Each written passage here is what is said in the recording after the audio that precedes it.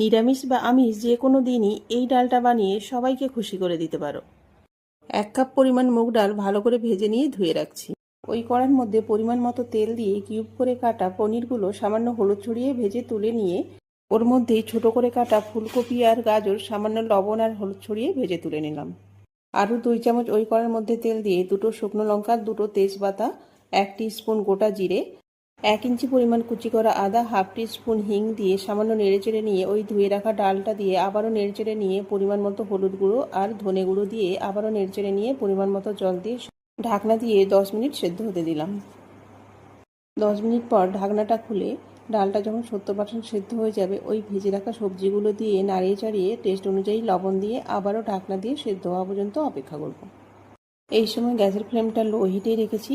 আরও 10 থেকে 12 মিনিট পর ঢাকনাটা খুলে যখন ডালটা ফুল সেদ্ধ হয়ে যাবে ওই ভেজে রাখা পনিরগুলো দিয়ে আবারও নাড়িয়ে চাড়িয়ে ডালের যে ঘনত্বটা রাখবো সেই পরিমাণ গরম জল অ্যাড করে 2 মিনিট ফুটিয়ে নিয়ে 1 চামচ ঘি ছড়িয়ে গ্যাসটা বন্ধ করলেই রেডি নিরামিষ ডাল।